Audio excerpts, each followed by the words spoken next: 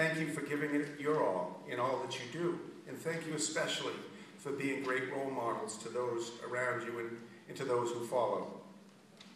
Before we begin, let me just take a minute to remember a friend and fellow Boyd Award trustee, Mr. Frank Knight, who passed away last week at the age of 103. I've known Mr. Knight from the time I was a very young boy.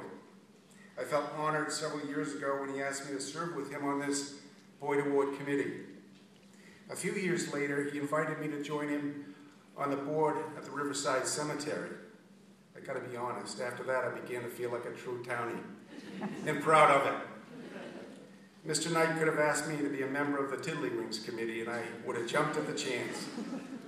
I enjoyed his company and felt proud to be associated with him. At Saturday's funeral service, Mr. Knight's son Dick and grandson Dan gave a moving account of his life. What a full life he led.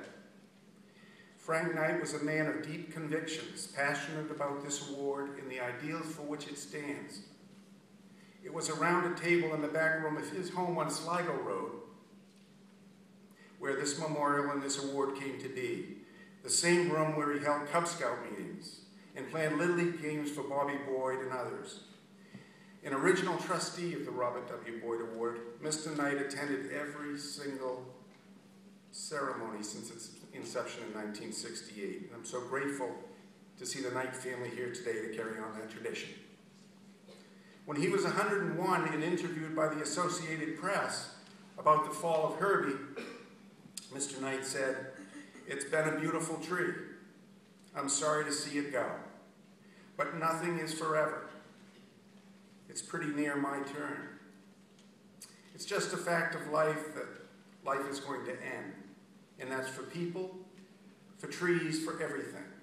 I thank the good Lord every day that we had Herbie in his glory and beauty for so long.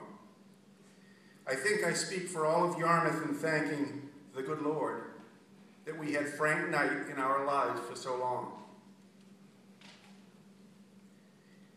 Since one of his favorite parts of this Boyd Award presentation was hearing the applause that followed our announcement of the winner, as he thought it was a good gauge of that the committee had made the right choice, I would ask you to join me now, not in a traditional moment of silence, but a thunderous applause to recognize this wonderful man and to show our deep appreciation for his 44 years of steadfast dedication and commitment to this memorial.